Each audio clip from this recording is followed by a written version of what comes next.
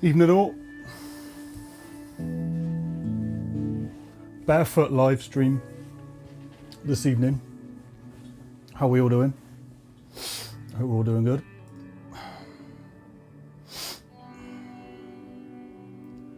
Let's get the chat open.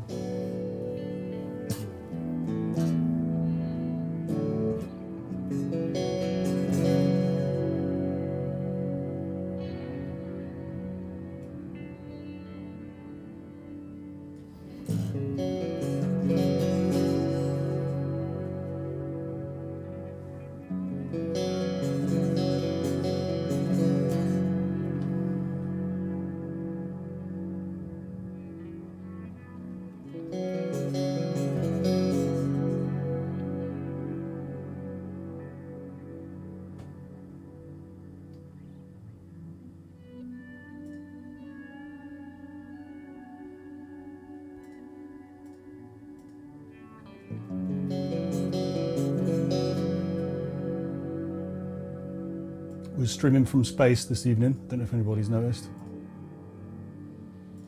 Just thought I'd pop up into space for this live stream.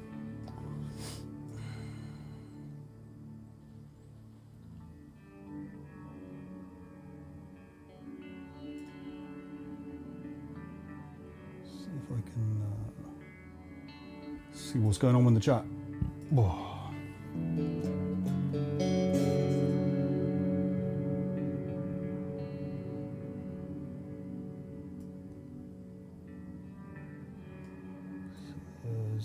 One.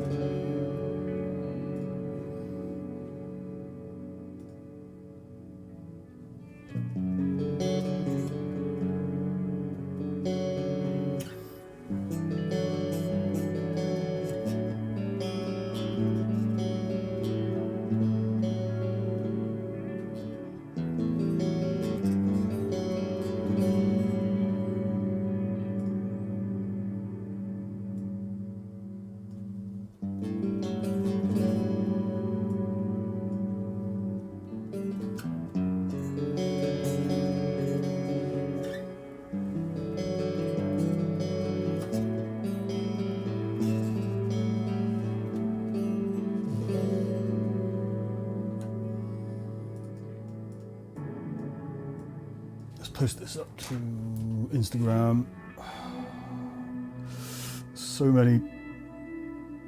many social platforms these days. It's like remembering to post on all of them. I need one of those apps that just does it all in one. Anybody recommend one of those?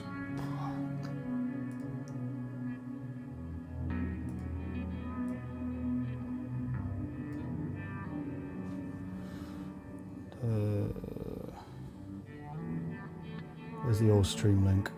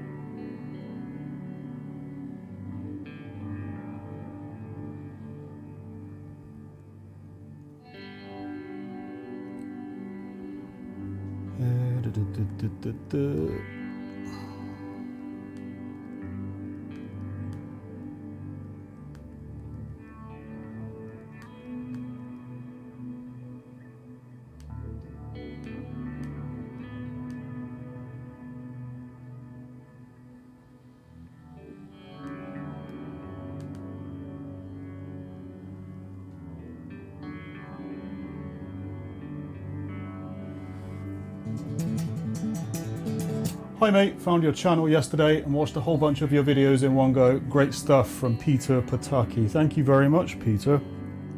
Much appreciated. Where are you from, my friend?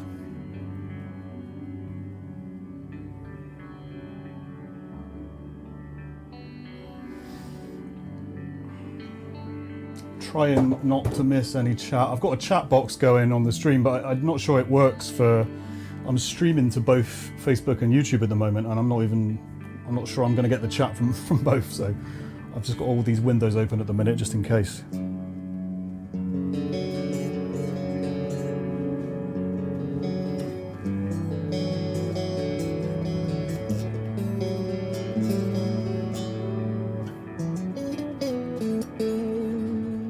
Austria, home of the Austrian oak, Schwarzenegger. Nice. Is Austria famous for anything other than Arnold Schwarzenegger? There's a question for you. I mean, I certainly don't know any. I can't think of anything other than Arnie. I guess Arnie is a big one. Like, do you need anything else besides Arnie?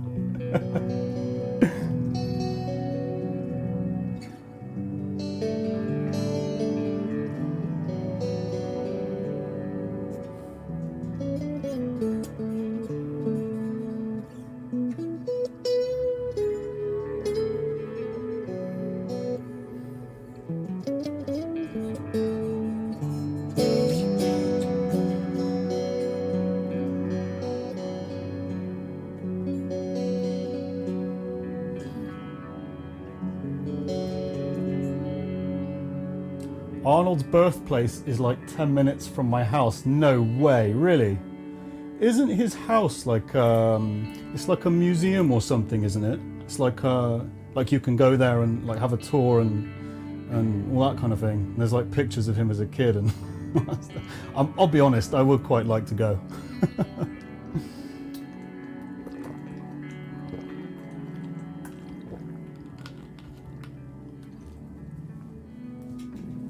Kind of looking a bit old now, Arnie, isn't he? I watched the new Terminator the other day. I was like, Jesus Christ, this is like Steven Seagal levels of like flogging a dead horse at this point, isn't it? It's just like, you can tell they've like edited it and directed it in a way so as to not give the game away of how absolutely ancient he is.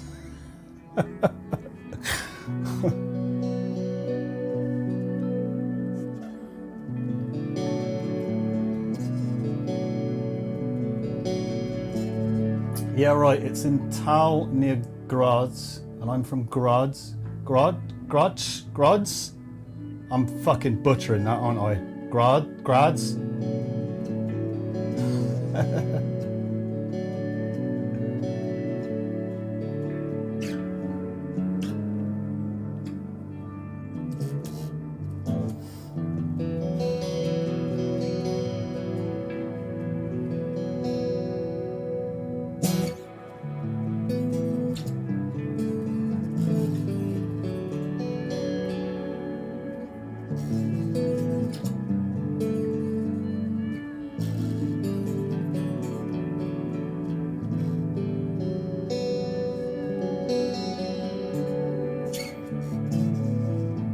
Interested to know how you found my channel, Peter. Is YouTube like showing me in your algorithm, or were you searching for something, or?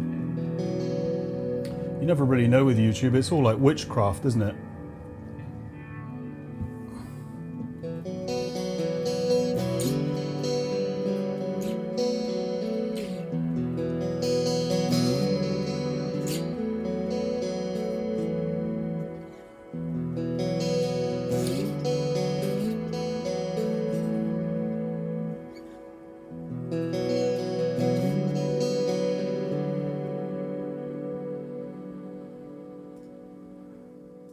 Close this one down now that I know I'm actually getting like comments coming through.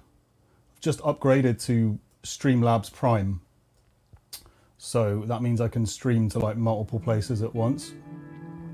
So it's all a bit like, yeah, I'm not sure whether to trust it or not. I thought I would do like a do a test stream and see how well it works.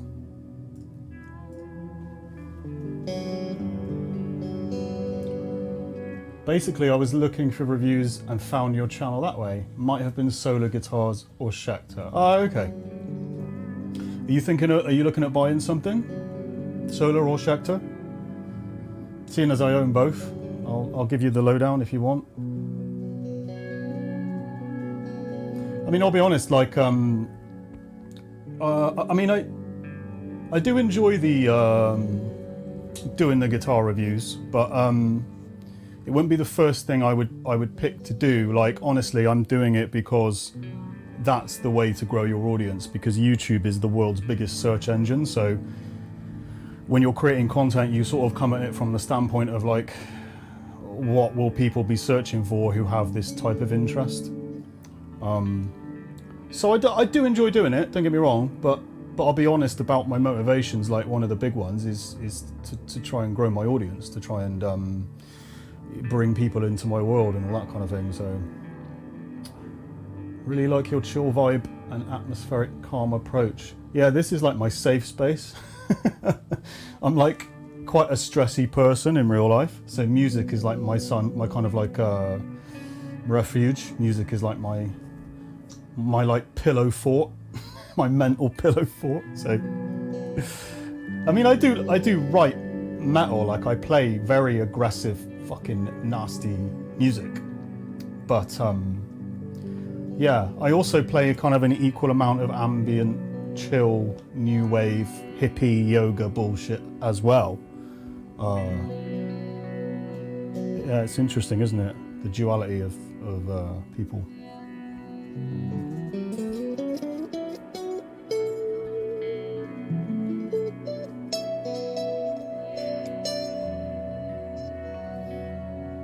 But I'm really grateful for the support, Peter. Thank you for checking out what I'm doing. Very grateful. Let's just lower the volume on this backing track a little bit, just in case I play out of key with it. By in case, I mean like definitely will.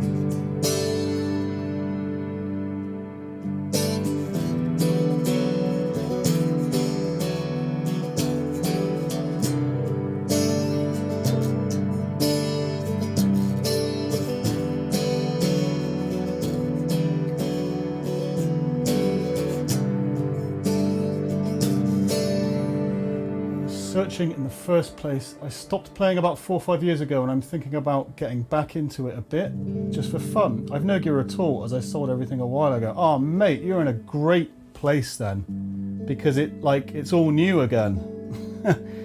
That's awesome. I actually stopped playing guitar for nearly 10 years and I only started again about a year ago. So I'm the same. I played guitar all through my teens. I like went to music college and studied it and everything, and one day I just got burned out with it. It was just like, fuck it, yeah, I'm taking a break. And that break was literally 10 years. Like you, like got rid of all my kit. I think I kept like a guitar in storage and like an amp. And then I came back to it a year ago and I was like, fucking hell, things have progressed. In terms of like everything, like how good modeling is now, digital modeling, it actually sounds shit hot, hence why I've got a Helix.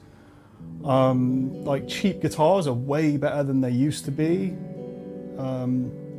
You're in a really good place, man. Like if you're thinking of getting back into it, it's like a whole new world now.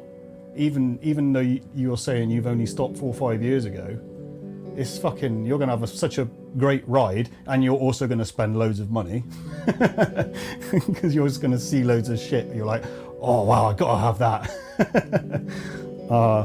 Yeah, no, I definitely understand where you're coming from.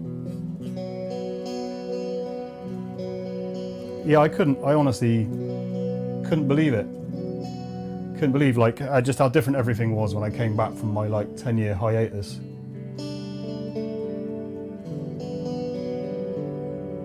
You know, it's funny, like my bass player was on at me for ages to like get together and have a jam again, you know, prior to me getting back into it, and all of a sudden it goes from like, let's get together and have a jam to like, I've bought about fucking 10 guitars and I'm doing an EP and I'm doing YouTube and it just got out of hand so quickly. It's just like, what the fuck is going on? But that's just what I'm like. I'm Mr. fucking all or nothing. Mr. Yeah. There's no middle ground with me. There's no just dabbling in shit with me. There's like, I'm doing it to death, 1000%, or I'm not doing it at all. I can't fucking dabble in it. But I think taking a break is good though, Peter. Like if you've taken 4 or 5 years, I think that's good. Because I just think you'll come back and your relationship will have evolved with the whole thing. You know, like you're not going to be the same person you were 4 or 5 years ago. So you're going to come back, you're going to play different. If you're writing stuff, you're going to write different stuff. So there'll be a whole different way of a whole different type of introspection. I think, at least I've found, like taking a break and then coming back.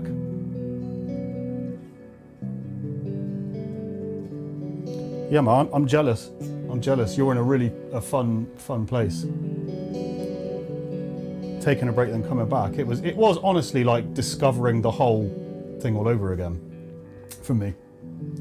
James Coots, yo, what's going on, James? Hope you're doing well. All right, mate.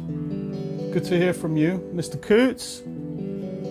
I'm hearing very good things about your live stream seminars you did for workout. Very good things. I didn't manage to catch one because I'm lame like that. Probably should have done. But well done on what you're doing during lockdown. It seems to be really working, like really resonating with people, and the feedback was fucking awesome. So I hope you're all good, mate. Still got bigger shoulders than me, you bastard. It's all those fucking presses and shit. Goddamn people who train in CrossFit gyms with massive like pumpkin delts. Making me jealous.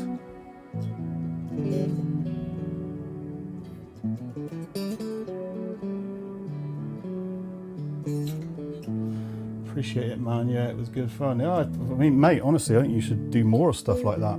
From what I heard, you should be, yeah, do some shit like this. I reckon. I mean, it is kind of nerve-wracking.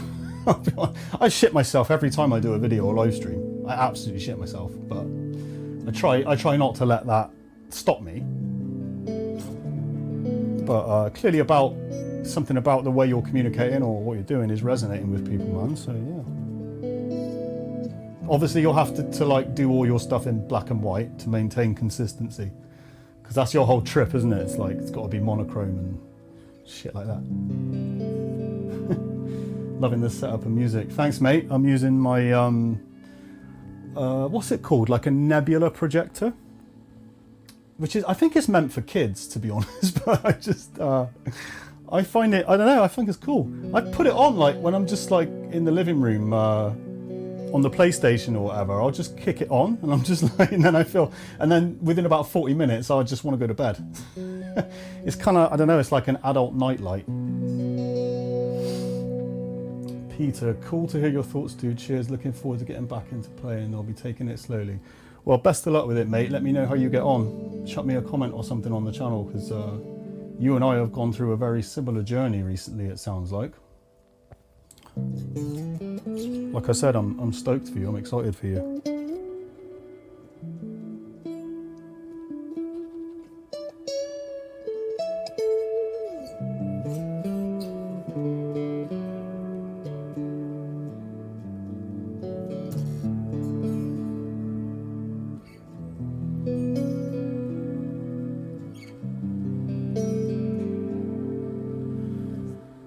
James Coots.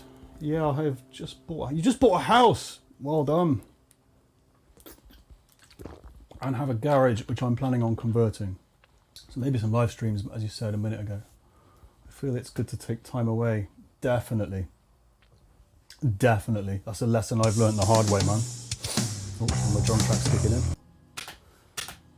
Yeah, definitely. Because I mean, like, I took a break from music and came back, like I was just chatting about, and it was like the best thing I ever did for my music, like ever. Because I've come back fresh and I've written like loads of music, and I'm just, whether it's good or not, it's probably not for me to decide, but I'm just really, really enjoying it. And to be honest with you, I feel like that's something I probably should have done with weight training and bodybuilding. Because I've just been feeling burned out with my training for so fucking long. I've just been like forcing myself through it and not really enjoying it. I mean, getting really ill last year sort of made me, you know, was like an enforced break, but yeah, I don't know. Obviously the fear when you stop training is you're going to become a fat mess. But yeah, I don't know. I think maybe as I'm getting older, I'm learning the lesson about taking a break from things and coming back, pacing yourself in it. Everyone always says like life's a marathon, not a sprint. Paul Bray, hi James, hope you're good. Hi Paul, good to hear from you. All the best to the family. I hope you and Jill and everybody are all doing okay. Been a hell of a fucking 12 months, man.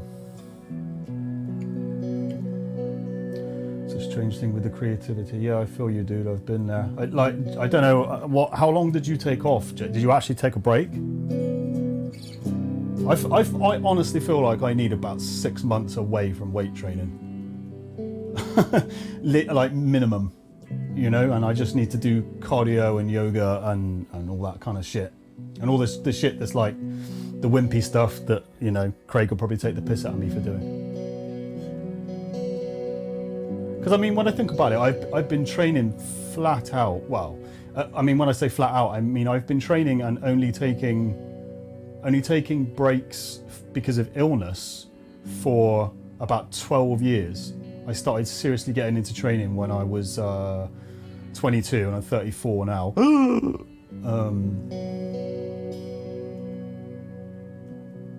So yeah, I haven't stopped. I literally have not stopped. I should be like Mr. Olympia, considering how fucking long I've been training. I should be fucking like, should have a bit more to show for it, I reckon.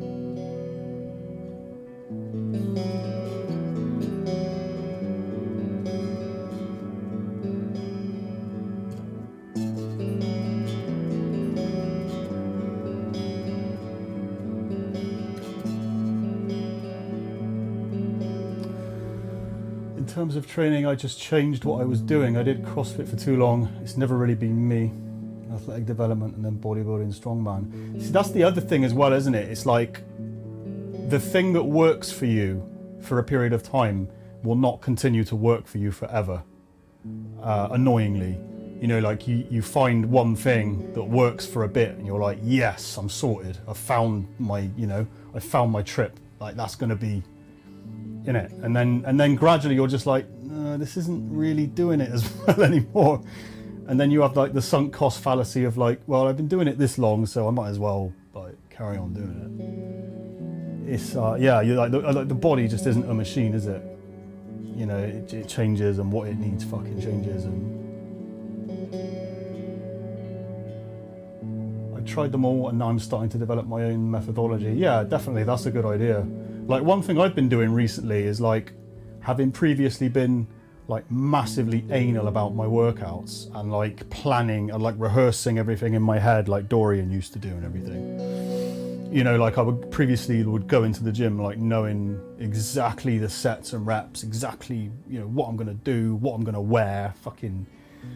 And recently something I found that's been helping is I just go in and do what I feel like. I mean, I'll have like a rough, today might be push or whatever. But literally I'll just go in and I'll be like, what do I feel like doing? Tricep push downs? Yeah, okay, I'll do that. And just like, you know, like be a bit more free with it and a bit more like, a bit less rigid. And I feel like that's definitely helped me enjoy it more. I mean, you know, whether it's like an effective workout, I mean, who fucking knows really, but yeah, I find just being less structured is helping me lately, and being more instinctive of like, you know, what do I feel like doing today type thing. I mean, believe it or not, I actually went in and I could have done like, what was it today? I could have done push or I could have done legs. I actually did legs today. In like the crappy home setup I've got. Injuries were a blessing in disguise for me, forced me to explore different methods of training. That's kind of, yeah, that's like me getting ill, just you know, it's like yeah, the universe is weird like that. Sometimes it serves up something that actually, like in hindsight, was actually really good for you. Giant Chambers, maybe you've got other things you're enjoying more, working out isn't everything. Honestly, yeah, like straight up, like I'll be in the gym and I'll have like ideas for music, or I'll have an idea for a song, and I'll just fucking want to go home and work on music. But again, I have this rigid thing of like, oh, I've started now, so I'll finish it. And like, yeah, I find like what you're saying, Joanne, is absolutely right. Like trying to be present with my workout, like, you know what I mean? Like I'm struggling with that. My mind's just wandering to other things. And I mean, what I do at the moment is like, if I have an idea for music and shit, I'll like hum it into my phone and like look around and like check nobody's looking and no one can hear me. And I'll just, do you want to hear one? It's funny. I sound like an absolute nutcase. Because it's like I'll hear a riff or a song in my head and it's like I don't want to lose it. So I'll like hum it. Here, this would be really embarrassing now. Yeah, always one.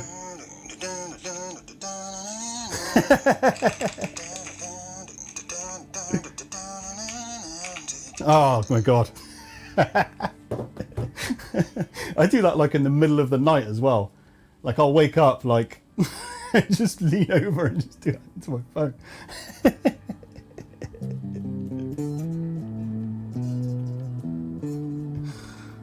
Maybe one of these. You want to be playing your guitar. To be honest, yeah, most of the time I do. That is what I'm happiest doing lately. I'm on my work account, hence join our project. Oh, okay, all right, Joe, no problem. That fucking hum thing is just atrocious, isn't it? It's so bad. But I must say, like, I'll come back to things I've hummed, and I'll know what I was. You know what I mean? Like I'll be able to go, yeah, I remember that. Yeah, it goes like this, and like I've written entire fucking songs just based off one of those.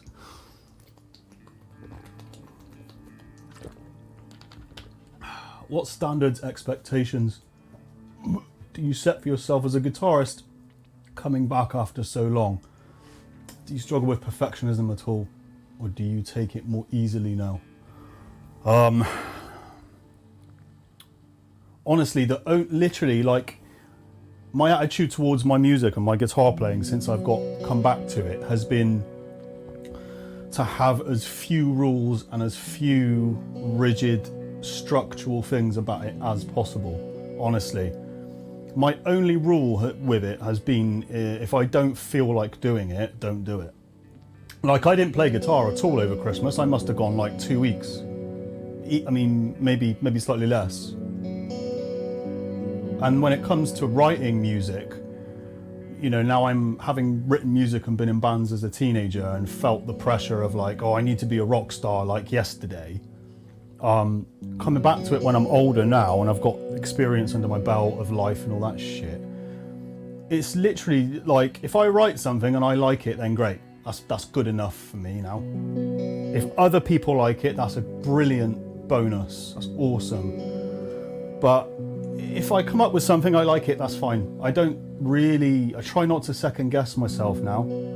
I try not to, you know, if I've written a riff, I try not to then go, oh, is it good enough? Is it like technical enough? Does it sound too much like this person? Oh, you know, like I used to do that all the time when I was a teenager. And the end result of that was I never fucking wrote anything, because I would just kill it in my head before it even had a chance to come out and be born and any of that shit. My advice to you, Peter, is to try and do the same. Keep it loose, keep it unpressured. Do it as long as you enjoy it. When you stop enjoying it, don't do it for a bit. If you don't feel like doing it, don't force yourself. I mean, like, I'm fully aware that, like, taking that approach means that technically my playing is not the best. I'm not that good a guitar player. I've made my peace with that. I'm not a shred guy. I'm not gonna you know what I mean? I'm not gonna be like Malmsteen or anybody like that. But I can write things I enjoy, and I only want to be good enough to get out what I want to write. Particularly, you know, like, I'm not fussed about being the guy on the block who's the fastest shredder and shit like I was when I was a teenager. I just could not care less about that now, honestly. Got any new riffs you've been working on? Care to share, James? Mate, fucking tons of stuff.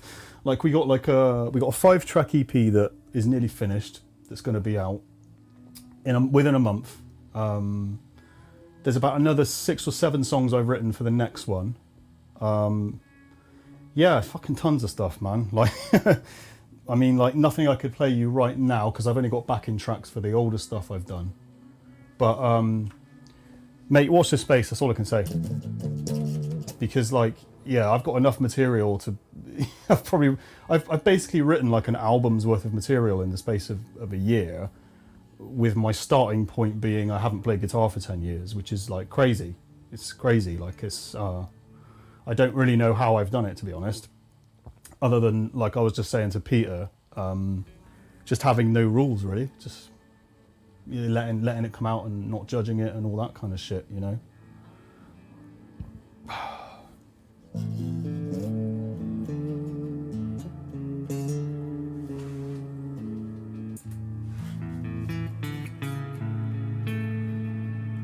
Mate, I reckon, yeah, lockdown, blessing in disguise. I don't know, COVID definitely played a role, definitely, because I feel like COVID has made everything so fucking stressful that my need for like a safe space has increased, you know. And like, excuse me, like I was saying to Peter at the start of the stream, music is like my mental pillow fort. Like, music is my safe retreat from the world. And so I guess, you know, what's happened to me over lockdown and stuff is my need for like a release and an escape has probably increased. And so, yeah, it's probably pushed me like more towards the music for sure, you know. Mike Shipway, love the setup. What cameras and software are you using?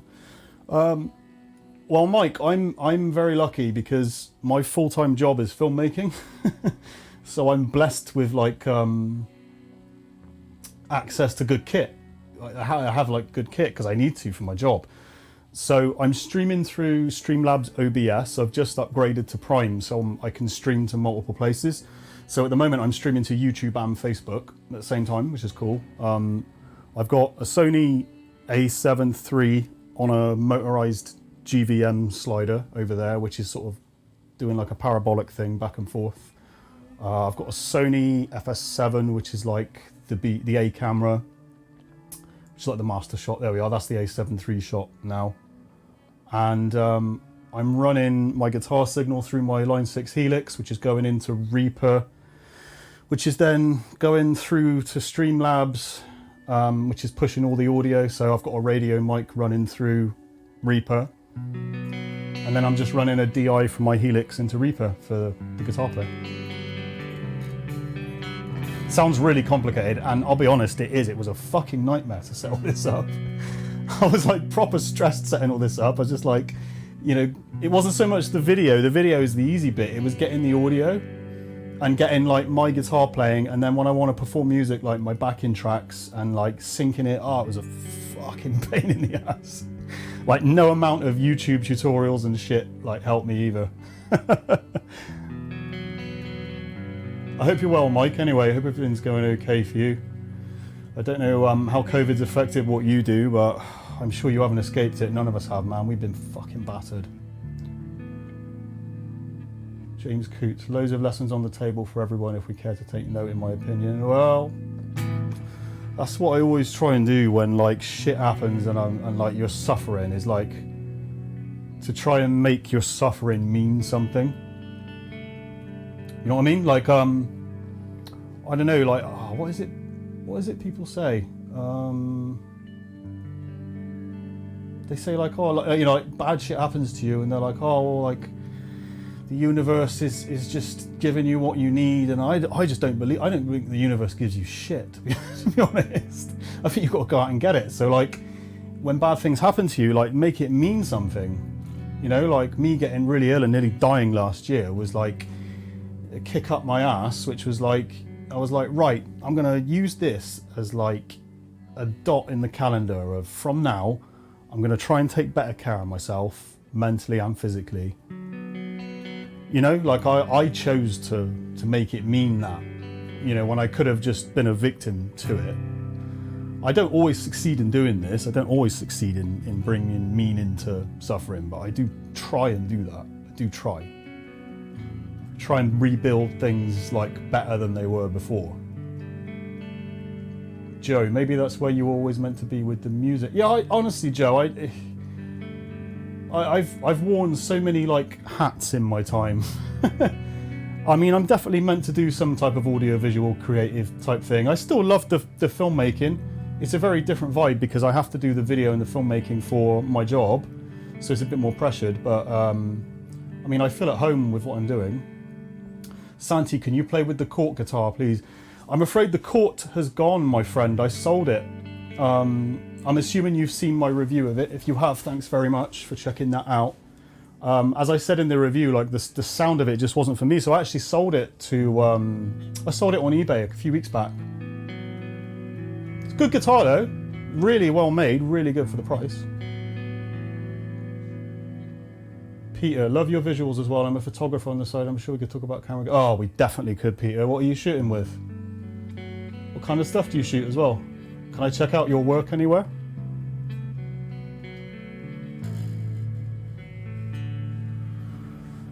James Coots, I saw you just after you were ill and you've recovered well. Thanks, mate. It took fucking ages. I lost like, I can't remember what I lost, but it was a lot. It was like easily like 2 stone. And my stomach wasn't right for a long time. I think it was like maybe 4 or 5 months of I just couldn't eat certain things and it was fucked, man.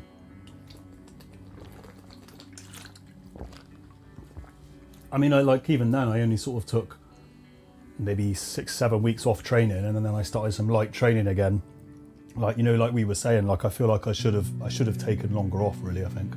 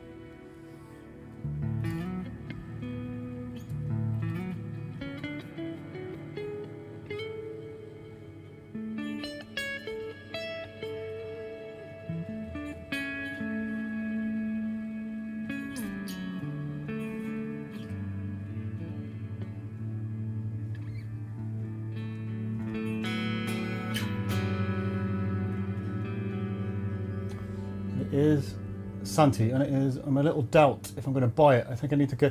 It depends. What sort of stuff do you play, Santi? I think it depends, you know.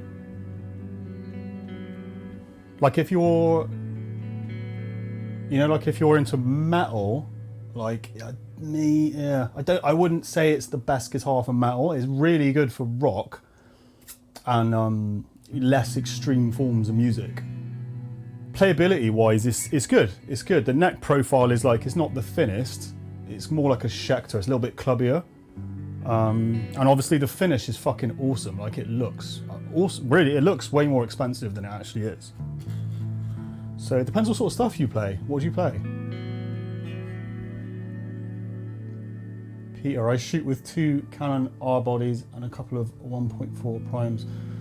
Always been a Canon guy for some reason. Well, Canon's color science is just shit hot. Canon are just, yeah. Canon is like, you have to work, you don't need to work anywhere near as hard to get a nice image out of a Canon, as I'm sure you found like over the years of shooting with it. Like their color science has always just been top. What's Canon R? Is R the small one? Like the mirrorless one? Am I thinking of that? I haven't really kept track of what Canon's been doing for a long time because I shoot nearly only video. I've just fully gone the Sony route, like Sony everything. So although I use Canon lenses with adapters, I haven't kept track of what Canon's done at all. Their cinema cameras are just like, you know, you get a beautiful image out of their C-line, but they're just so like feature restricted compared to what Sony offer that I've never been able to justify buying one over what Sony's offering. I would love to have a Canon body just for stills. I've got loads of Canon glass, loads of Canon lenses still.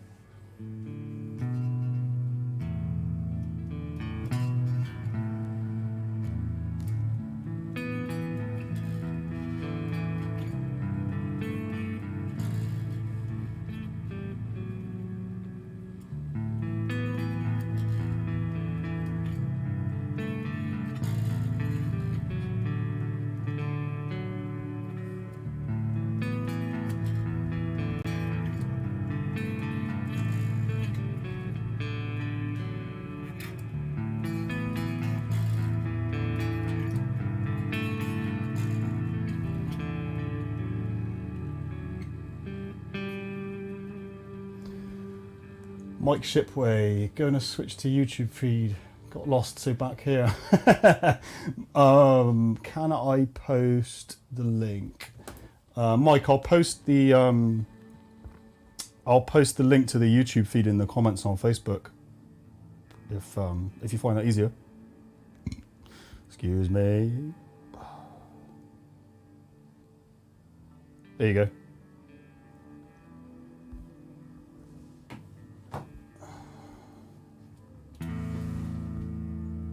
Should be there now. Santi, I like how it looks. I want to play some Iced Earth thing. Thinking to maybe change the pickups by Guitar Marie Voyager in order to get...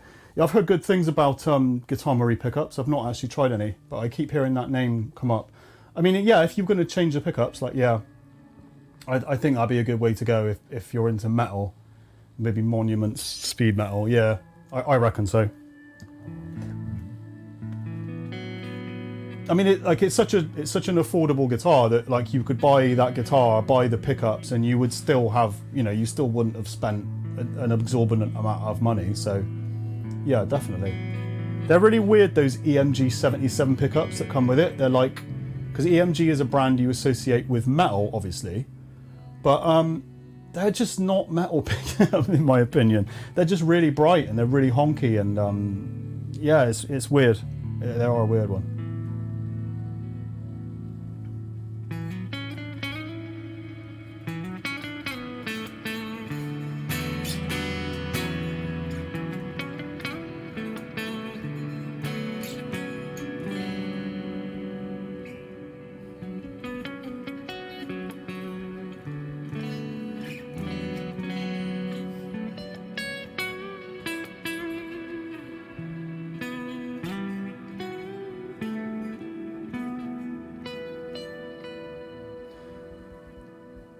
Canon came out with their first full-frame mirrorless EOS R in autumn, and I used that in 2020. They came out with the R6 and R5. Check out the EOS R5 8K RAW and 4K 120. Who the fuck needs 4K 120? That's like complete overkill. It is awesome. 8K as well. Like, who the fuck shoots in it? Like, I don't need to shoot in 8K. That's a fucking good spec though. They do look good, the small mirrorless Canon line. They do look nice.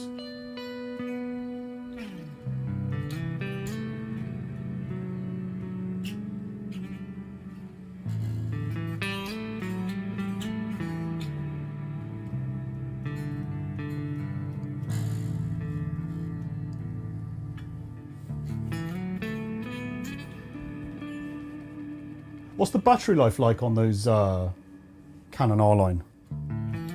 Because I remember when I first moved to Sony Alpha, I got the A7S Mark 1, and the battery life was fucking so bad. Like, shooting video, you'd be lucky to get like 40 minutes out of a battery.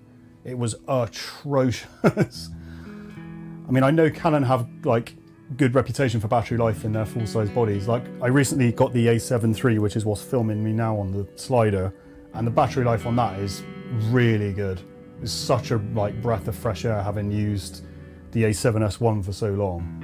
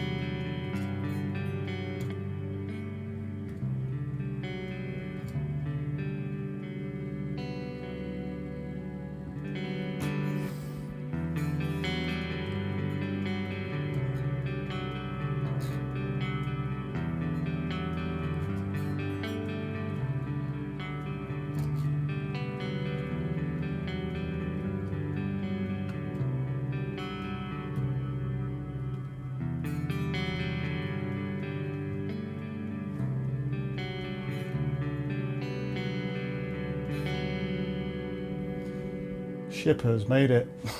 What on, Mike?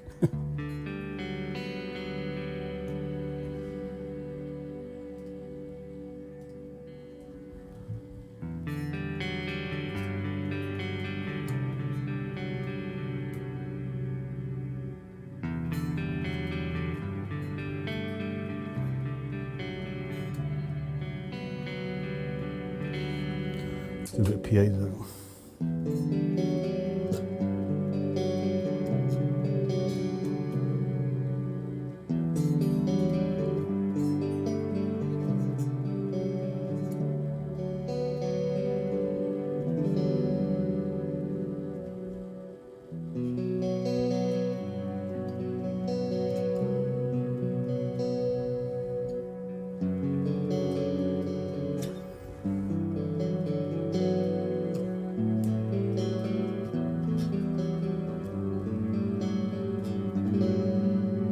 Oh yeah, I remember the early Sony mirrorless in battery life, but that's improved. Canon R uses the same batteries as their... Oh, that's good. Yeah, because I remember I used to have a Canon 6D when I first got into shooting video, and I remember the battery on that was like 2 batteries would last me an entire day. I was like mental, even shooting video.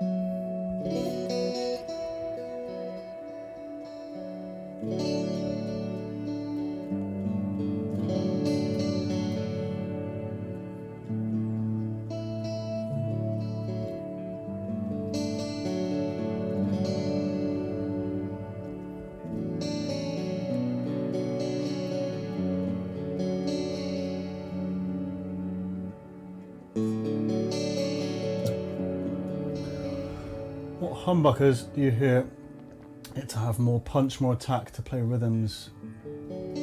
I heard Fishman Keith Merrow sounds really nice too. I've not played the Fishman Keith Merrow set. I've played the Fishman Fluence Moderns. I've got them in my 8-string, and I've played the Fishman Stephen Carpenters. My thing about Fishman is I don't really like how they sound on 6-string. I find them just a bit too harsh, because they're so fucking compressed, and they have such a peak around, like, I think it's around like 4 or 5k. They're EQ'd and boosted in that way, and they're so like, I'll show you now, because I've got Fishman Classics in my Schecter, which are Fishman Classics. I mean, as far as I can tell, they're the same as Fishman Fluence Moderns, but just with a bit less gain. Because like, I've owned both, and they just sound the same, pretty much. So if you like get like a high gain tone.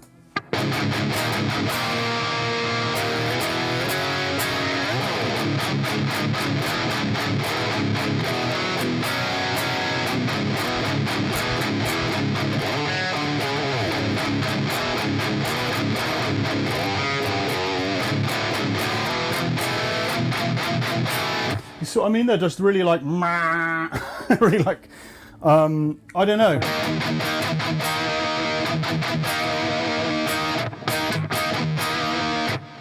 Whereas if we switch to like, if we switch back to the 7-string, then these have got, hang on a second, what am I doing here? These have got Seymour Duncan retributions in them, right? Which is like really different to the Fishman Classics. They're like really evenly voiced, and there's no real boosted like frequencies in them.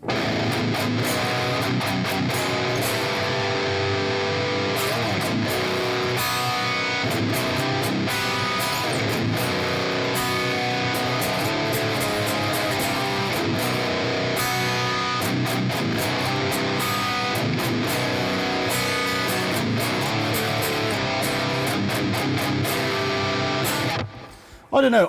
I just prefer like a flatter pickup. Like, I like a lot of output. I like the signal to be boosted, but anything that's too like overly EQ'd, like an EMG 81 is a good example of a pickup. I'm just not. It sounds a bit irritating to me. I don't know, but then again, loads of people like Fishman, and to be fair, I really like them in my 8-string. Something about like how bright they are works really well with like extended range tunings. So like if you're down tuning, then I don't know, you might not find that it has such a boosted peaked frequency around like 4 or 5k. But then again, I'm kind of in the minority there, because I know they are really popular, and I know I've heard like people play them and really liked the sound. So maybe there's just something about how they sound in the room to me that I don't like. Peter, what's your take on Ibanez? I used to play mostly Ibanez guitars, but I want to widen my search now that I'm starting from scratch. Like, Ibanez are still a really good choice. Like, when I first got back into playing, I bought a couple of Ibanez's. I had a 7-string, and I had, what did I have? I had a matte black, like, 6-string, and for bang for buck, they're really good. Like, the Iron Label series is good if you want to check those out for like an affordable metal-focused guitar. The Axion Label series is a little bit more expensive, but again is like quite good bang for buck. Build quality is like a little bit patchy, in the way that like all these kind of Indonesian-based mass-produced guitar companies are. Like, it's a lottery. Like, you'll get either a mint guitar that's perfect with nothing wrong with it, or you'll get like a fucking absolute lemon that's like got terrible frets, got finishing issues. Like, I mean, I talking about that Court that Santi was asking about, I reviewed that recently. That was like a 400 quid made in Indonesia guitar, and it was perfect. It was like flawless. It was as well built as guitars for like £1,000. Then you look at somebody like Solar, and I own like, I don't know, 1, 2, 3, 4 or 5 solars, and they all have problems. I don't own a solar that doesn't have issues, like rough fret, sharp frets, paint residue, finishing issues, nut issues. So like, yeah, I mean, Ibanez is a really good choice still. Their necks are fantastic. Their specs are really good. But just be aware that by buying one, you're like entering the Made in Indonesia lottery, as I call it, which is like, you could either get something that's like brilliantly built or something that's just a bit of a lemon. The 2 Ibanezes I had last year were like prime examples, because the 7-string I had like insanely sharp frets, like it was marking my hand as I was playing it. It was that bad. But the matte black 6-string I had was spot on, was like really nice to play. It actually had a Floyd Rose, and I don't really like Floyd Roses usually, but something about the way that guitar played, like that, you know, that classic Ibanez neck, as you'll probably know, Peter, if you used to play them, like it's fucking lush, such a thin, you know, like, yeah, man. So I mean, I've just been looking at what Ibanez is kicking out for 2021, and again, like specs, colors, shapes, it all looks really good, like really nice. I saw like a Prestige 7-string with like a black rich light top that looked real nice. It was giving me some real gas. What bands are you listening to now, and what bands have you revisited lately? So like modern recent bands, I listen to Ginger, I listen to Monuments a lot. Monuments are, I would sort of recommend them because they're like British, which is like British pride. But they are really, I really like Monuments. I really like how original they are. They have this interesting mixture of technical metal with more high-pitched singing and Egyptian kind of scales and things like that. What else do I listen to that's modern? I mean, honestly, like I listen to some weird shit. I listen to everything. I listen to like Lady Gaga, Whitney Houston, Beyonce within the same breath, and then, you know, I'll switch to like Strapping Young Lad, Decapitated, Cannibal Corpse. Like my music taste is fucking weird. Movie soundtracks, 80s stuff. Bands I've revisited from my youth has been like Fear Factory. Fear Factory I loved and still do. The first 3 albums they put out were like just perfect. They're perfect. There's nothing, you know what I mean? It's so rare that like you have an album where there's just not a single dead track, you know, there's not a single song that you would skip. Like Nevermore as well, like rest in peace Warrell Dane. I know he left us a couple of years back. Great songwriting, amazing vocals. Motorhead as well, like always a classic. AC/DC, that's stuff I listen to when like I'm weight training. Stuff that gets you like pumped up. You hear about the new Schecter Omen Elite? They look good. I really rate Schecter. I find their stuff is really well built. I've never played a Schecter that was shit. I've even like the cheaper stuff. The SLS Black Fade I've got is perfect. It's flawless. It has the best fretwork of any guitar I own. The 6-string, the one I was just playing. This bad boy. This thing is awesome. Great finish. Like I've had an Evertune fitted, so some people would say I've ruined it, but you know, just like everything about it is like, even the back of it is just flawless. The nuts perfect. Like the pickup cavities are not, you know, it's like name it, it feels well built. You know, like I know this is on the more kind of expensive end of what they do, but you know, I've had guitars around that price point with shitloads of problems. So basically, as far as I know, Schecter can do no wrong really, especially if you're getting one of the more expensive ones. Thanks for the docs, love them. Anything new planned? Oh, thanks mate, I really appreciate that. No new documentaries at the moment. COVID's just fucked everything. I mean, to be honest, I've just been working on commercials and really enjoying it, actually. I kicked out something stupid like 4 or 5 documentaries in the space of like 26 months, and it fucking absolutely just killed me. Like I bit off way more than I could chew. I feel like the quality of the finished product suffered because of that. So after finishing my last documentary with Anth Bales and Dorian Yates and everybody, I was just like, fucking, I'm walking away from, I'm gonna take a break, because I was so burned out, and I was really just not looking after myself. So since then I've had a couple of projects that have nearly taken off, but sort of haven't, and honestly I've just really been enjoying working on short commercials. And when you work on a lot of different commercials, you sort of make mini films each time, and you get to try different things each time. I've done everything from like cycling to theatre shows to cooking, recipe stuff, and I've really enjoyed it. I've really enjoyed, like taking on stuff that I've just never really shot before. I'm trying to think what some of the weirdest shit is. Done loads of events, like sports events, festivals, that kind of thing. And the documentaries that I did were like a passion project for me at the time. I did them because like I fucking had no money and I needed to like get some income going, but they were passion projects for me as well. That's what drove me to work my ass off and do 3-4 months of editing and do it all on my own, apart from whoever I was making it with. And I'll be honest with you, like all the spare passion I've got at the moment is all going into my music. I'm working on a 5-track EP, I'm making videos, playthroughs, I'm doing YouTube live streaming stuff. So this, for the time being, is like my passion project at the moment. But I really appreciate the fact that you've seen my films and you like them. That means a lot to me, and I'm very, very grateful for that. I own an 852 Prestige and it's made well, no issues with sharp frets. That's really good, Eric. Prestige is made in Japan though, isn't it? I don't think Prestige is Indonesian made.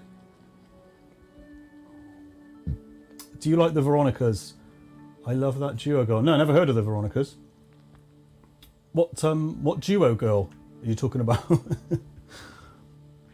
Eric, Evertune is awesome. Got my 8-string Prestige fitted with one. Oh, cool.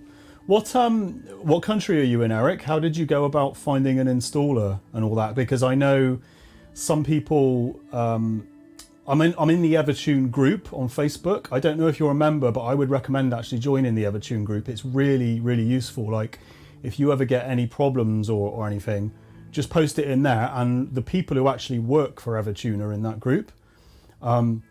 So it's a great network of people. I think it's just called Evertune Users Group or something like that, but search it out on Facebook, it's great.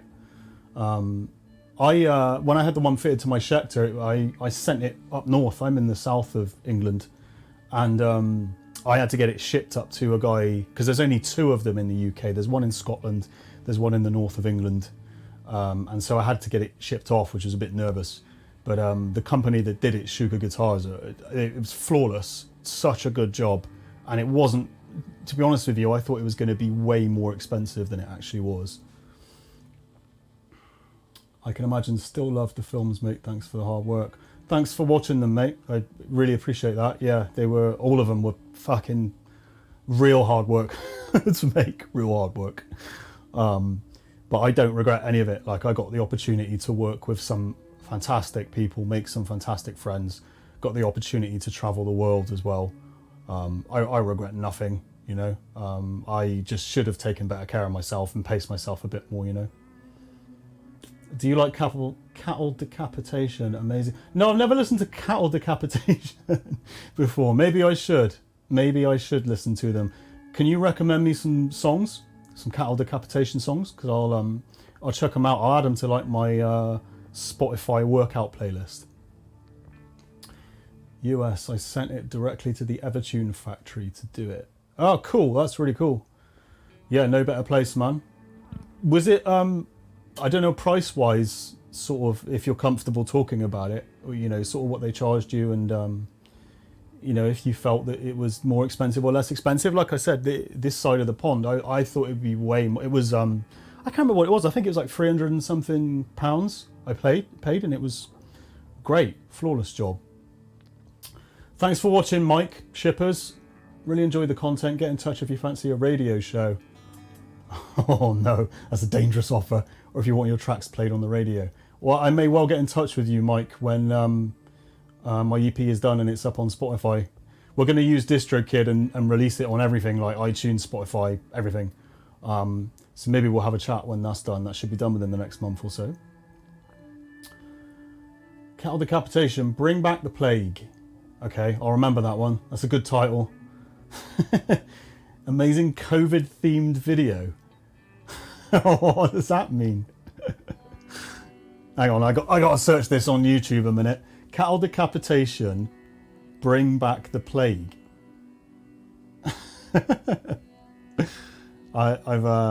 You've piqued my curiosity now. Hang on a minute.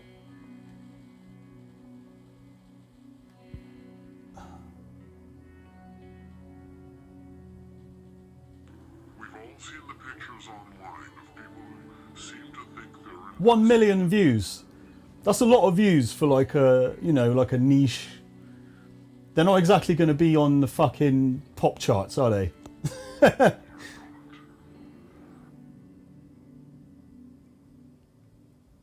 got terrible phone signal where I live, so I'm watching in glorious 240p, like it's 1993 all over again. Filmed on cell phones in self-isolation during COVID-19 pandemic. That's commitment for you.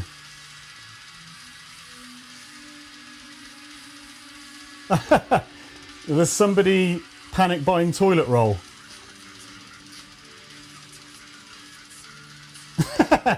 Right, I'm gonna have to. Sorry for blasting your ears with a shitty phone speaker. I'm gonna have to watch that later. That's wicked. I highly recommend, if you want a humorous look at COVID, search Internet Historian the Varus, VARUS, on YouTube. It's basically like a documentary about COVID, but taking the piss. Internet Historian is so fucking funny, man. I was barely laughing at that. It's just laughing at like the absurdity of everybody and all that kind of thing. Craig Stevens, are you this sexy in real life? Absolutely not. Don't believe the lies. Don't believe the lighting either. Dougal Hill, ace stuff. Thanks, Dougal. I hope you're doing okay, mate. I haven't been keeping tabs on what you've been doing musically for a while. I know you were playing with Hell's Bells, weren't you? Is it Hell's Bells, the AC/DC band? But I remember you had some serious chops when we were in music college, so I hope you're keeping it up, man. Flying the flag. Cheers, Mike. Really hard-working, solid band and great videos. Fun with that. Love Internet Historian. Internet Historian is just so funny. There's something about his like delivery. Do you not find like his Australian accent? Just it's so fucking funny. I love how dry his humor is as well, and like how shit the animation is on the videos. But somehow that makes it better. It reminds me of South Park. You know how shit the animation is on South Park, but like it makes it good.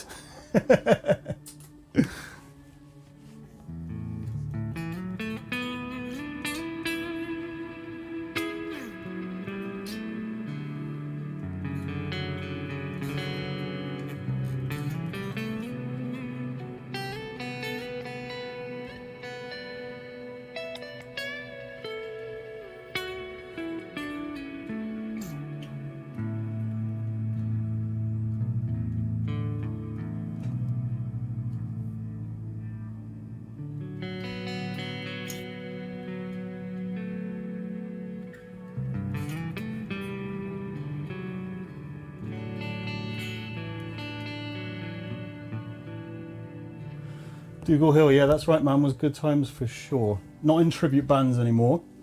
Teaching full time. Teaching guitar full time. Fuck me, that sounds like hard work. How are you finding that?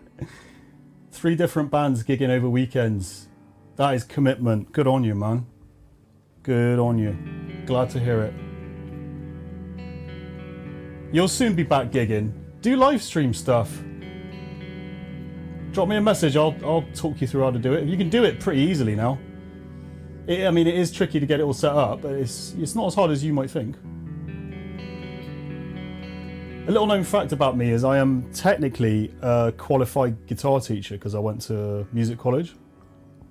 I mean, I couldn't teach you how to open a fucking tin of beans, to be honest with you, with you now, but music is actually the only thing I'm qualified to do. I'm a self-taught filmmaker, director. So yeah, it's funny that, but I don't think I have the patience for teaching people. I mean, like when I have to, my bass player comes around and tracks bass for my songs, and I fucking run out of patience just showing him that. Like I want to show him it once and he gets it. I'm just like, fucking come on, there you go, that's what it is. I think I'd make children cry, honestly, if I was teaching all day. Like some serious patience.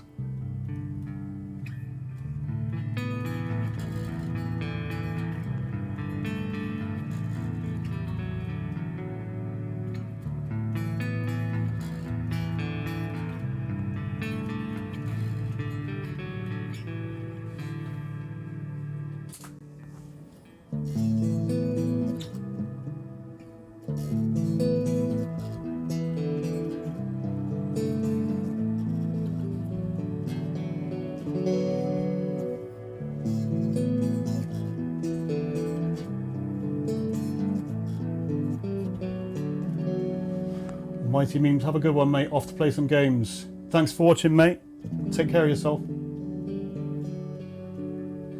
We'll have to pick your brain about videos for sure. If you have, well, listen, I'm going to tell you once, and you better be fucking listening.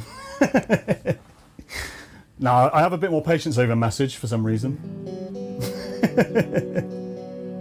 I want your full attention, Dougal, if I'm going to tell you about stuff. Eric W, what are you using for tones? Helix. Yeah, I've got the Helix rack behind me. What do you use? I found with the Helix, I also got a head rush pedal board. I found with the Helix that it took me fucking months to get tones I was happy with. So much fucking around. Like with IRs, with different signal chains, with fucking just... Yeah, man, it was like a big time investment. Getting totally, like, you know what I mean? I mean, now I'm there, I love how it sounds. Like, especially with the 3.0 update is with the piezo stuff. Sounds fucking great. But yeah, I mean, I found that like out of the box, the tones you got from the Helix, like especially the presets and like the built-in cab sims, it just sounded like muffled as fuck, and I just was like really disappointed initially. But you know, as time went on, like I tried shitloads of IRs and sort of fiddled, and now it sounds, you know, I'm really happy with it. But I gotta say, I did find that the Headrush pedal board, it was easier to get tones I liked out of it, even though it's more limited. It has less amp models and that kind of thing. I just, within 5 minutes, I had a metal tone I liked. I own a Helix floor and a crap ton of software amp sims. Yeah, I've tried some of the amp, you know, like the VST style plugin stuff, and I tried the Fortin NTS from Neural DSP. I've got a version of Amplitude. Fucking God knows they say that. They sound good, but they don't sound like the real thing. I don't know if that's the point of like software amp sims. Like, they don't sound like the real thing. They sound decent, but they sound like a good modeler, to me, in my opinion anyway. You know, they sound like a good digital sound. They don't sound like they could pass for an actual guitar amp like some of the good modelers can, you know? I don't know what your experience has been. Own Hammer and Bogren Digital, the best IRs. Yeah, do you know what? I've tried so many IRs, I actually don't know what ones I'm using now. I fucking completely lost track of what's what. Like, I know that out of about 50, or I've got literally like maybe 50 odd on the Helix. There's 3 that I like, and I know one of them is an impulse response of a Friedman cab. One of them is a Mesa oversized, and one of them is, I can't fucking remember honestly, but those 3 are good.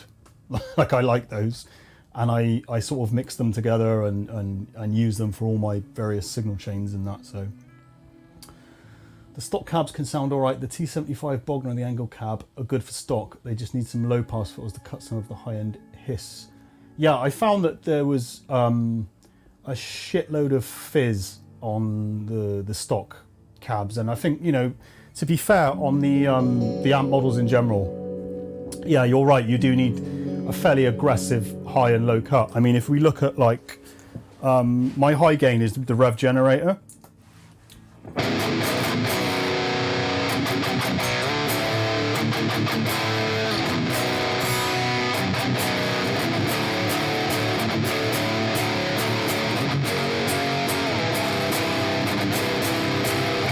And I'm pretty sure my high cut is pretty fucking aggressive. Let's have a quick look. Yeah, I've high cut down to 7K, which is quite a lot. Like, because I normally with the high cut I would not take it past sort of 10K because I want to leave a bit of the sizzle in there.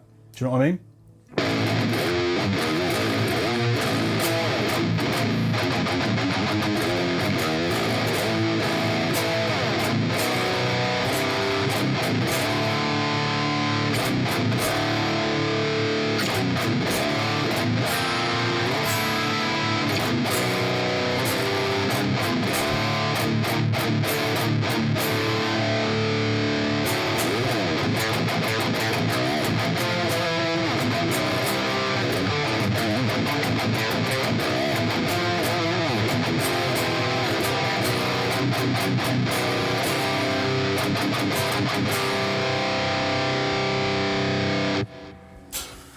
Yeah, it sounds good.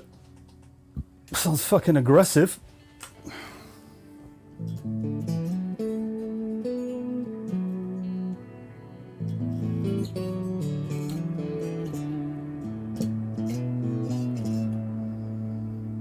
A low pass at around 6K and then an 8K boost helps. Yeah, I've tried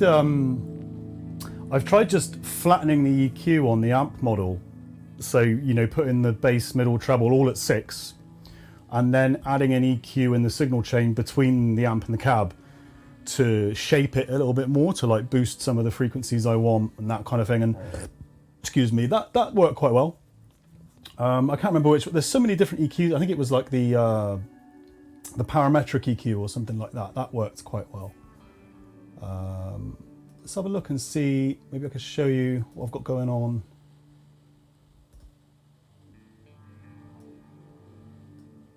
So that's this is what I'm using now.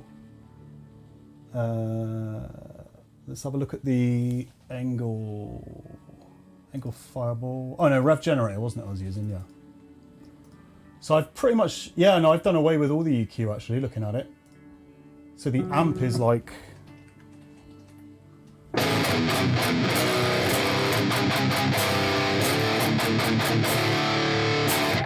Yeah, I've just got the Horizon drive going into the front, a noise gate, a bit of verb and delay, and 2 IRs just blended together. There's a compressor on the end of the signal chain, very lightly. But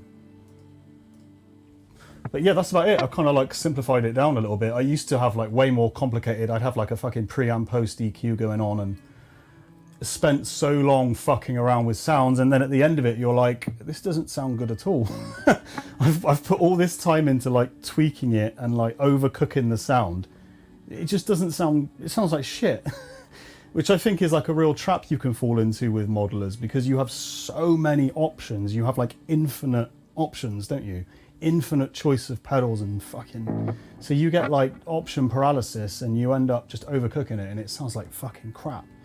You know, like what you're saying about just like getting good IRs, like that's like 80% of the battle. Just find a good impulse response you like.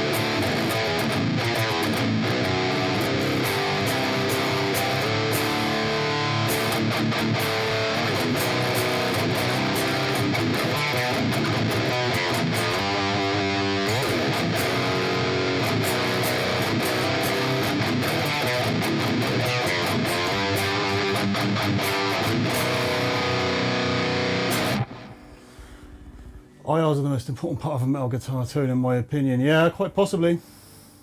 Yeah, when it comes to digital modelling, I would say so. I do find that, like, when a lot of these modelers, the built-in cab sims that come with it are just not that good. And I wonder why they don't just ship the unit with some good impulse responses.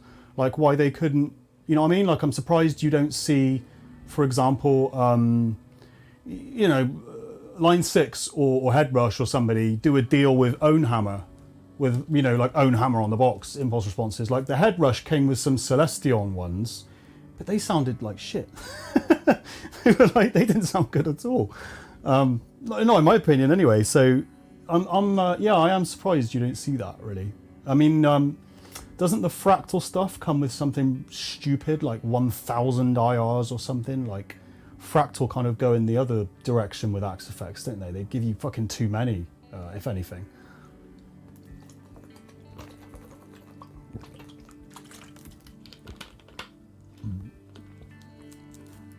What other guitars are you rocking, Eric?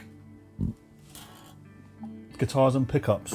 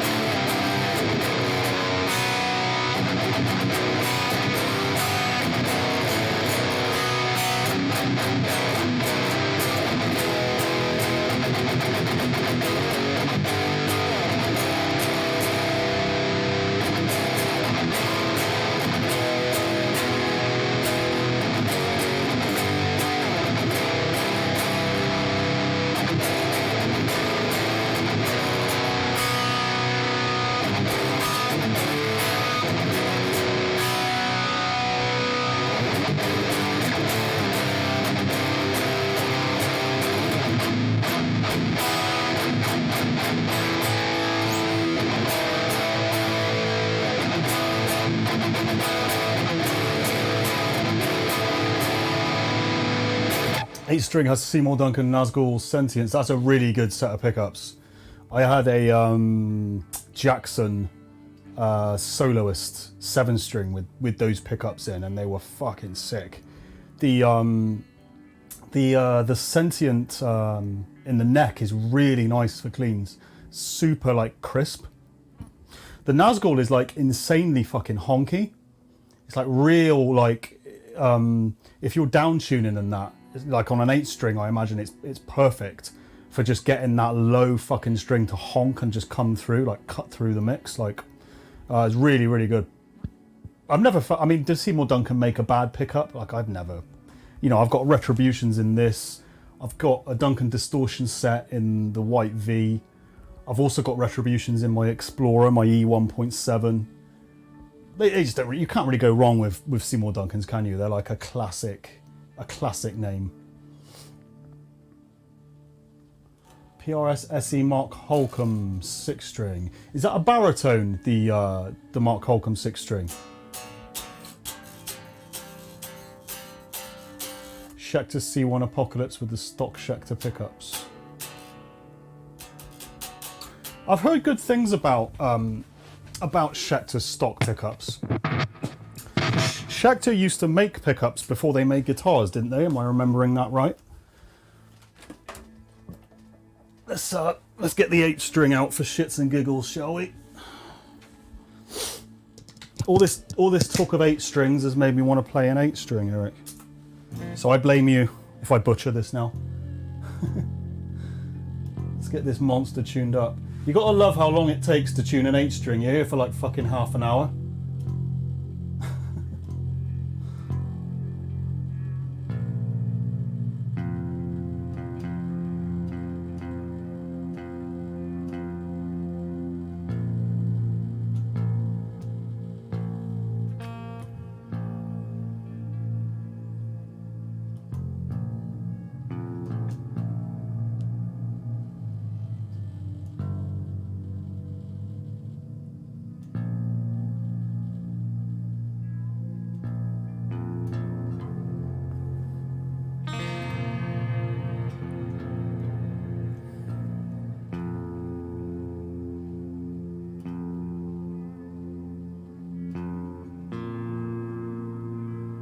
Mark Holcomb is 25.5 inch.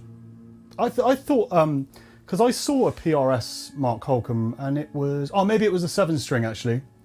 I thought it was a longer scale length, but I think it was the 7-string I saw. I'm considering trying the Pegasus to try over the Nazgul, but I do like the Nazgul. I've never tried the Pegasus. I don't really know what's the difference between a Nazgul and a Pegasus. It is like tuning a harp, this thing, as Kurt Cobain once said.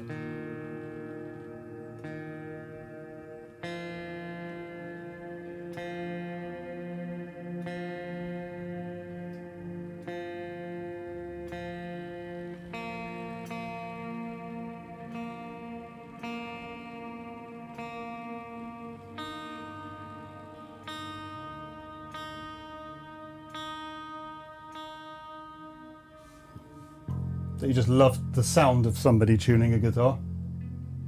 The nicest sound in the world.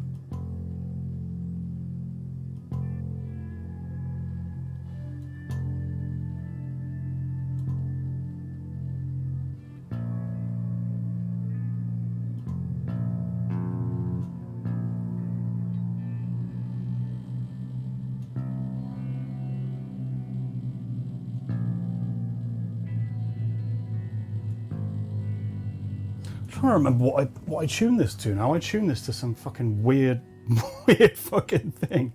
Hang on a minute, I've got to look this up. Because I use the same tuning as Monuments. B flat. Ah, okay. Would help if I tuned it to the right string.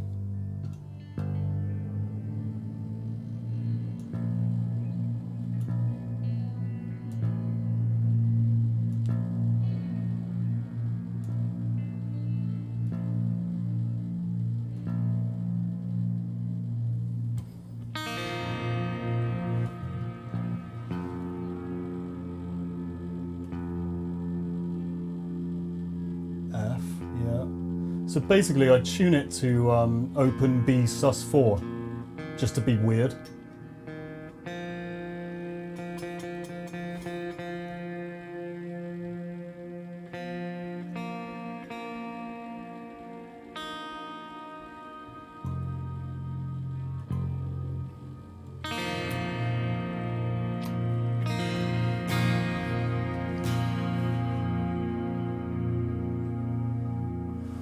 That's why I got an Evertune on mine. Fucking tell me about it. Just been here for like half an hour tuning this thing.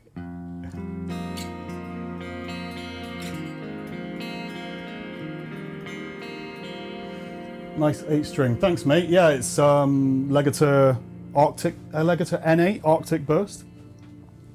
Yeah, the neck is one piece roasted maple, which is cool. Suits the guitar. Pegasus is more balanced and fatter. Interesting. I would like to try it because I did really like the Nazgul.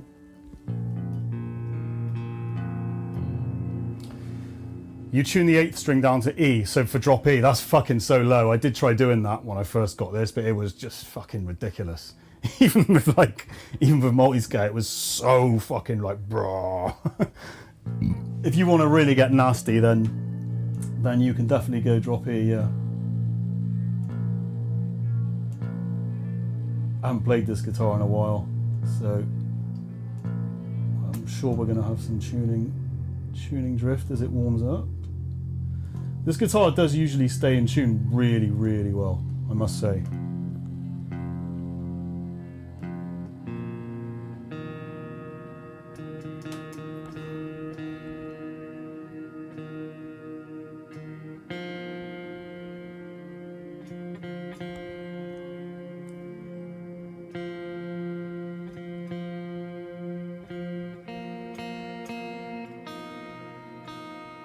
I fucking hate things being out of tune, man. Like, yeah, another reason I got the Evertune helps with the intonation on the yeah, absolutely, yeah, because it stops any pitch drift, doesn't it? You know, you fret the note like, yeah. It is good. The thing about this guitar, right, is the body is so thin. It's like a proper slimline body. I'm trying to show. So it's not thick enough to have an Evertune fitted because there's a minimum thickness, isn't there? I can't remember. It's like, oh, what is it? Is it 50 millimeters or something? But it's a trade-off because this guitar is so light and comfortable, but unfortunately it's also too thin to have an Evertune fitted to it, which is like, I don't know. I do really like this guitar though.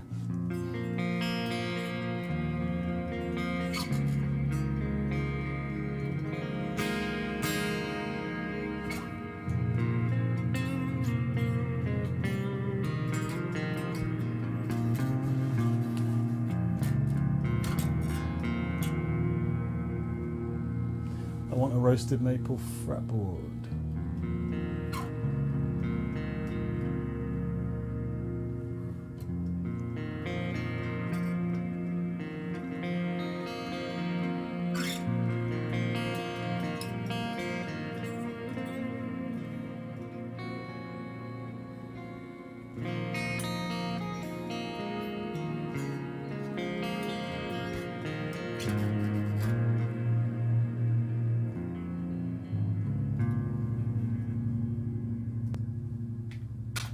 Pause the backing track a minute.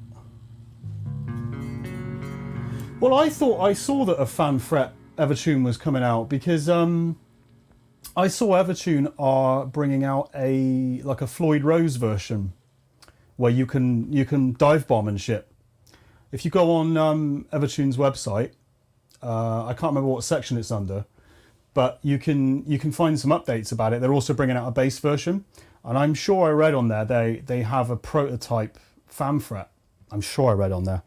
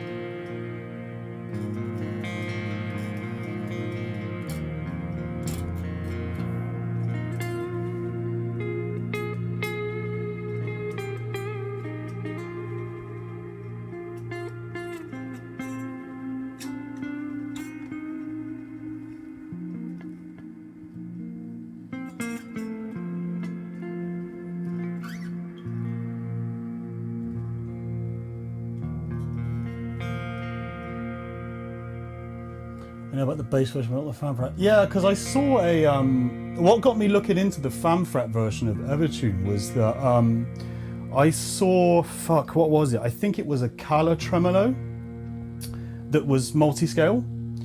It was either Kala or Floyd Rose, I can't remember, but it was a fully functioning trem system, multi-scale, and I was like, fucking hell, that's cool. And then I started thinking, hang on a minute, why haven't Evertune done a system like that? Because surely all it would be a case of is just moving the saddles back, you know, or I would think. So you would have thought it would have been fairly easy for them.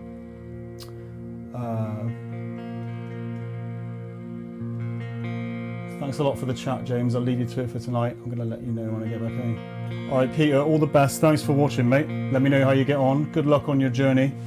I'm sure you'll have a lot of fun and spend a lot of money. But it'll all be worth it.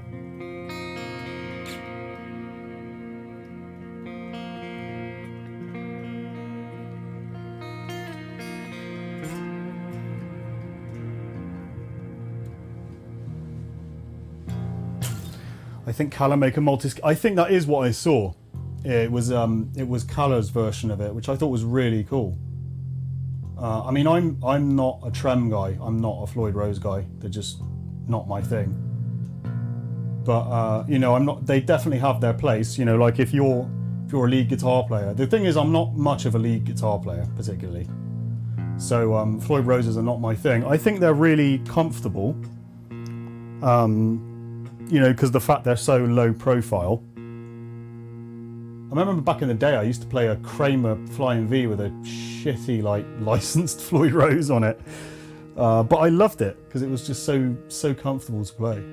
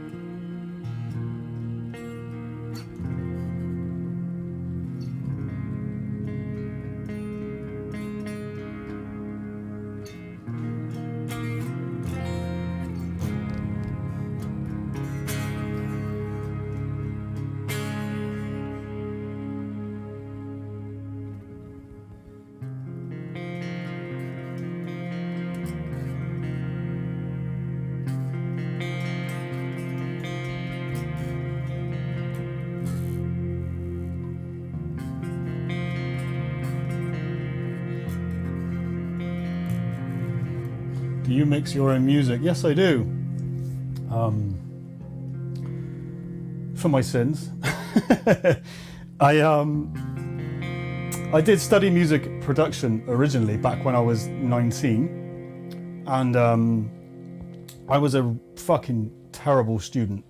I just was arrogant and didn't pay attention, and as a result really learnt very little from the experience, and I wish I had listened, because since I got back into playing and writing music I've had to teach myself all over again, which I have really enjoyed, and certainly using digital modelling stuff makes it a lot easier because you just record direct, don't you? So you don't have to mic up cabs. I did mic up stuff initially again, got the good old SM57 out and that.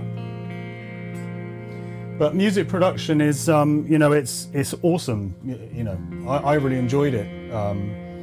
The thing is, I've spent so many years and hundreds of hours editing video that I found it to be a really easy transition because the software functions really similarly to video editing. So I would recommend, yeah, if you're thinking of doing it, yeah, good on you, man, go for it. Like, it's just a rabbit hole, you know, like once you get into it.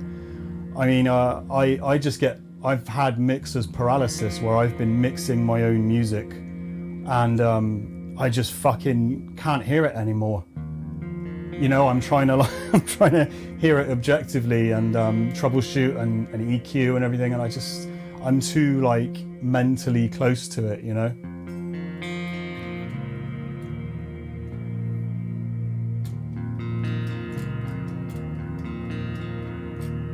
I always wanted to go to music school, even though it's not a good financial decision. Mate, yeah, you do it for the passion, not for the pay, man. Yeah, absolutely.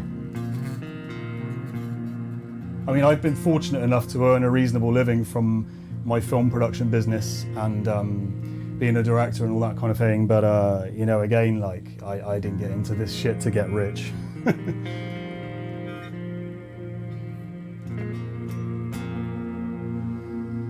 URM Academy is mostly for metal, isn't it? It's a production school focused on metal, which is really, really cool. I've never used it. I don't know if it's any good or not.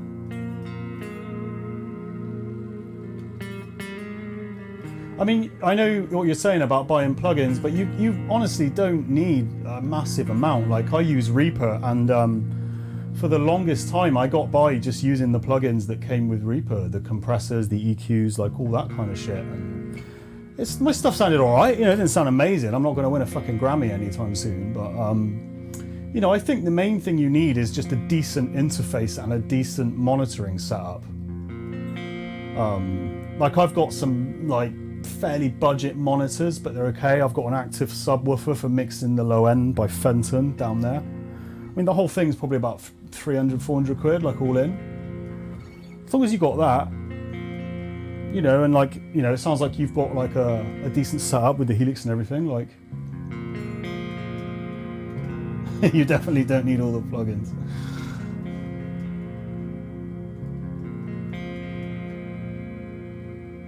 I mean, I've been very lucky that I have a friend of mine has hooked me up with a Waves package recently.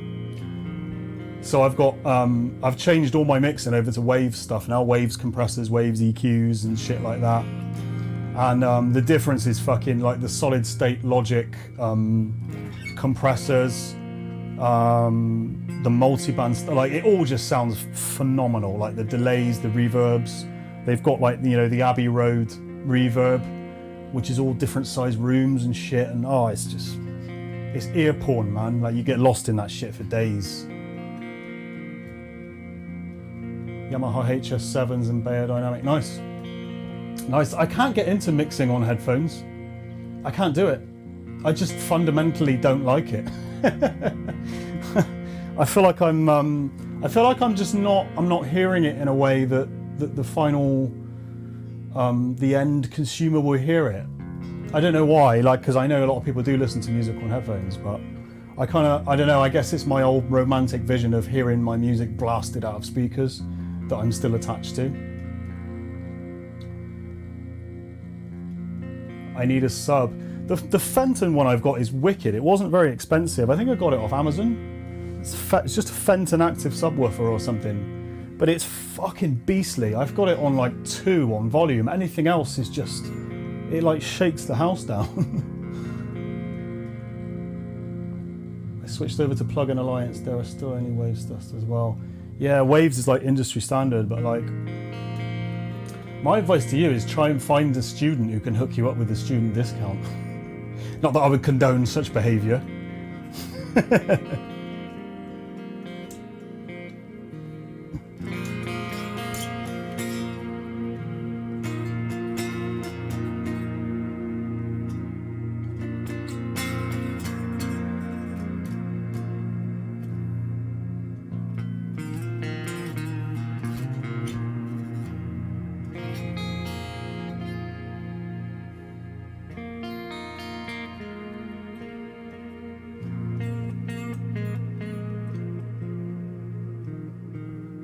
Oh, sounds like a good setup, man. Right, ladies and germs, I'm gonna end the stream there and make myself some dinner because I'm absolutely starving. Thanks so much for tuning in. It's been a real pleasure chatting with you all this evening, and I'm gonna do this again sometime soon. Eric, all the best with your setup and your music production ting.